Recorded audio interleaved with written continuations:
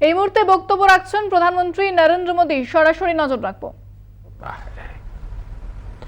विकास और समृद्धि के रास्ते भी खुलते हैं। कूनो नेशनल पार्क में जब चीता फिर से दौड़ेंगे तो यहां का ग्रासलैंड इकोसिस्टम फिर से रिस्टोर होगा, बायोडायवर्सिटी और बढ़ेगी। आने वाले दिनों में यहां इको टूरिज्म भी बढ़ेगा,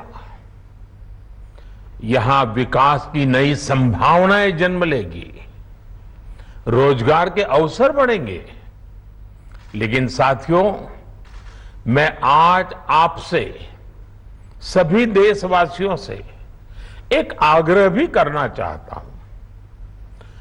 कूनो नेशनल पार्क में छोड़े गए चीतों को देखने के लिए देशवासियों को कुछ महीने का धैर्य दिखाना होगा, इंतजार करना होगा, सहयोग करना होगा।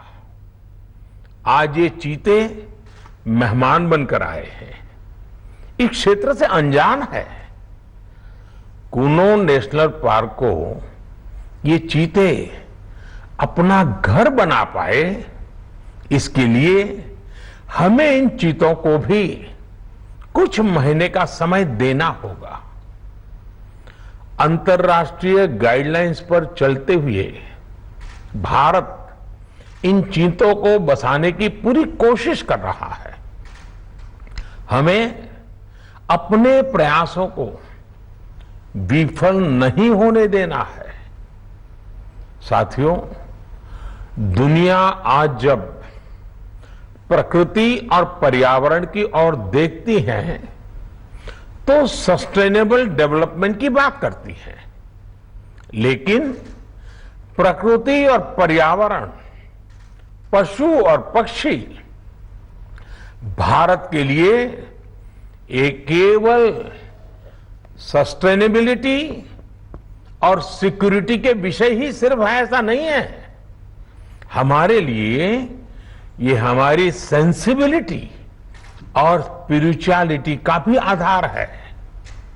हम वो लोग हैं जिनका सांस्कृतिक अस्तित्व सर्वम खलविदम ब्रह्म इस मंत्र पर टिका हुआ है।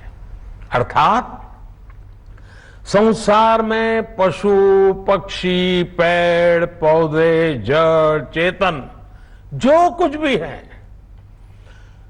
वो ईश्वर का ही स्वरूप है, हमारा अपना ही विस्तार है।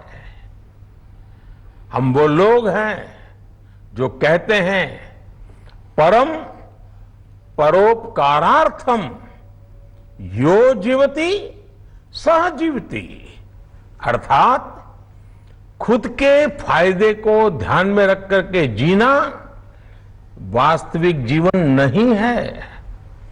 वास्तविक जीवन वो जीता है जो परोपकार के लिए जीता है। इसलिए हम जब खुद भोजन करते हैं उसके पहले पशु पक्षियों के लिए अन्न निकालते हैं। हमारे आसपास रहने वाले छोटे से छोटे जीव की भी चिंता करना हमें सिखाया जाता है, बचपन से सिखाया जाता है। हमारे संस्कार ऐसे हैं कि कहीं अकारण किसी जीव का जीवन चला जाए तो हम अपराध बोध से भर जाते हैं। फिर किसी पूरी जीव जाति का अस्तित्व ही अगर हमारी वजह से मिट जाए, ये हमें कैसे स्वीकार हो सकता है?